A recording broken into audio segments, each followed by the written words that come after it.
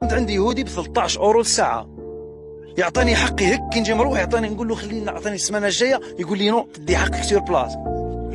يهودي وعلى باله بك بلي حراك.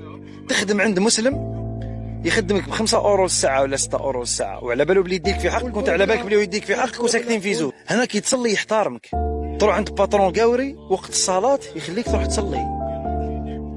هذا هو اللي تقولوا عليهم بولاد الكفار. الكافر هنا يعطيك حقك، يخلصك يعطيك حقك.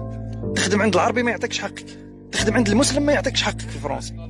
حراق يخدم عند مسلم ولد بلاده جزائري يدي له حقه، يخدم عند الكافر يعطيه حقه. ولد بلادك جزائري جا حراق ومن بعد فرج عليه ربي دار وراقيه، ومن بعد دار بروجي، عيط الخدام يعيط الحراق باش يخدموا. علاش يعيط الحراق باش يخدموا؟ باش يستفادوا من الحراق، باسكو يكون يجي بواحد بوراقيه راح يخلصوا اكثر ويخلص عليه لي زامبو. حنا ديما هك الجزائري، ديما هك في فرنسا. كي تهضر معاه يشوف فيك داير مزيه بالله نو، يا الحراق يلي تخدم عند واحد جزائري ولد بلادك، او مش مداير فيك مزيه، انت اللي مداير فيه مزيه اكثر ما هو مداير فيك مزيه.